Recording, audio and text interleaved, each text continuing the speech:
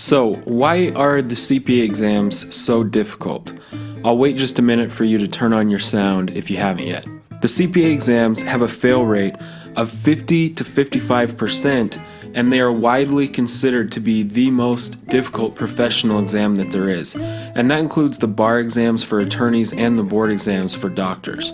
There are three specific reasons why passing the CPA exams is so difficult, why so many people fail multiple times, and why many candidates eventually just give up and never actually become a CPA. Who am I? My name is Nate. I'm a newly minted CPA, and I run the website superfastcpa.com, which is geared towards helping busy candidates pass as fast as possible. Now, the short version of my own CPA story is that I spent 3 months studying the normal way, only to fail far on my first try. Then I switched to some of my own ideas for studying in a completely different way, and in the next 3 months I passed all 4 exams. This is my NASBA score sheet as proof. You'll see that those dates add up to just over 3 months. Now let's get back to the 3 reasons why the CPA exams are so difficult. The first one is retention. Learning all the concepts and rules alone is staggering. There are literally hundreds of different topics that the exams cover, and many of them are difficult and calculation heavy. But not only that, you have to learn them over several weeks and then remember everything that you've studied well enough to actually pass on exam day.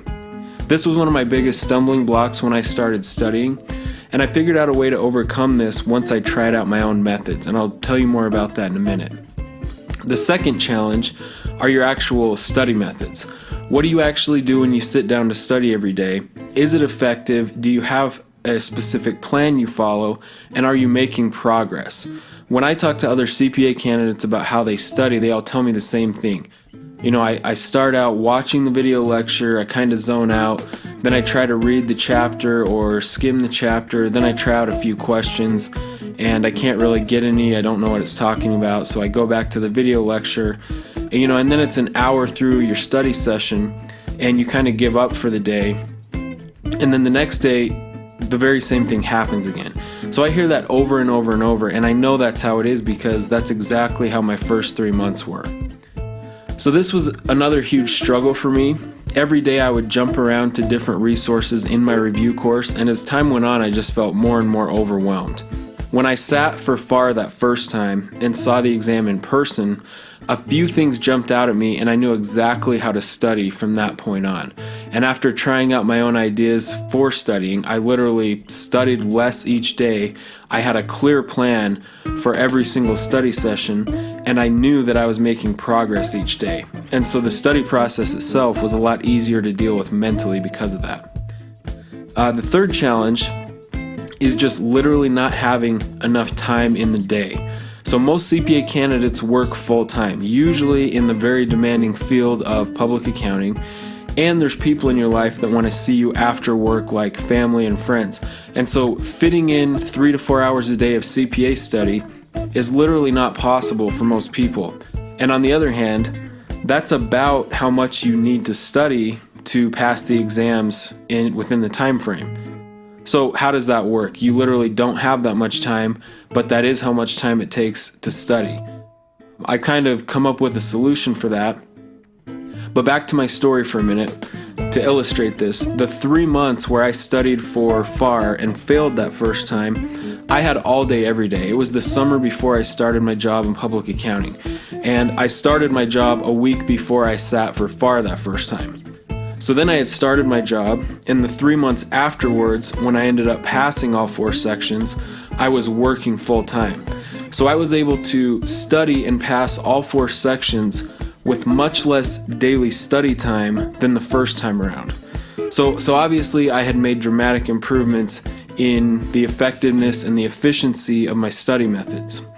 Now, I can't give you all my best advice on how I did all that in this short video.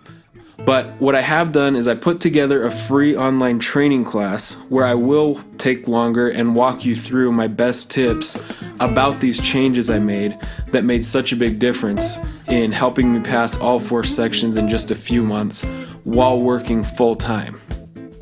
So this training class is completely free to attend, and I guarantee you'll find it well worth your time because it will save you so much time in passing your exams.